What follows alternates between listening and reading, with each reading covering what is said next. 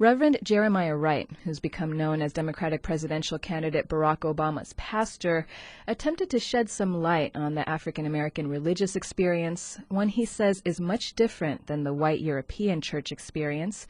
He says the media firestorm around snippets of his passionate sermons are not an attack on him and not an attack on Barack Obama, but an attack on black church-going America. FSRN's Leigh Caldwell reports.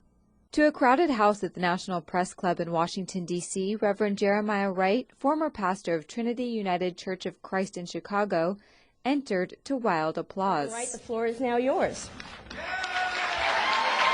Reverend Wright has received much criticism for clips of sermons such as this one. America's chickens are coming home to roost.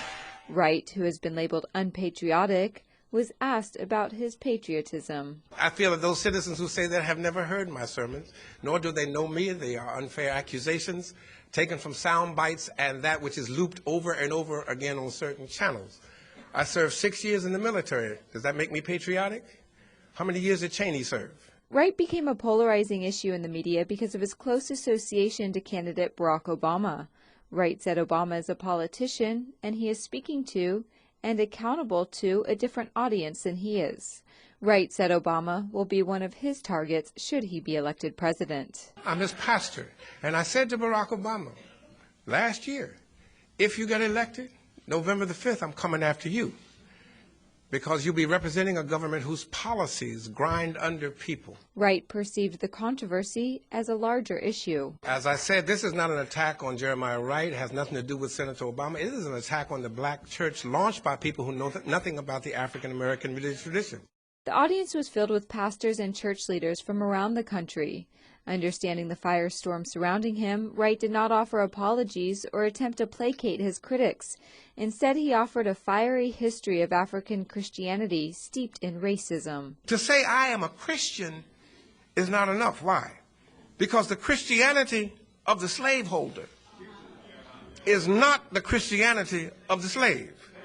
The God to whom the slaveholders pray as they ride on the decks of the slave ship is not the God to whom the enslaved are praying as they ride beneath the decks on that same slave ship.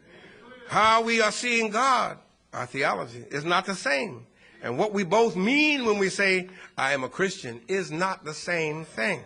Wright said the black religious experience has been known only to blacks. It has been right here in our midst and on our shores since the 1600s, but it was, has been, and in far too many instances still is invisible to the dominant culture. Until now. Why 11 o'clock on Sunday morning has been called the most segregated hour in America.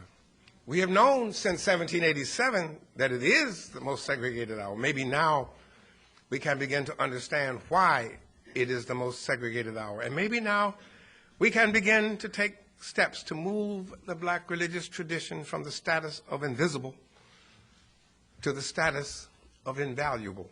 Father Michael Flager of St. Sabina Catholic Church in Chicago has been very close to Reverend Wright and came to the conference to offer his support. Many preachers don't do that anymore. Many churches don't question, don't challenge anymore, because they'll say, if you do that, you're going to be criticized, the IRS is going to come after you, you're going to be condemned. The church's job is to speak truth and to challenge. Reverend Wright was highly regarded among audience members, and many said that the intersection of politics, black liberation theology, and the media is an opportunity for discussion that must be embraced. For Free Speech Radio News, I'm Leigh Caldwell.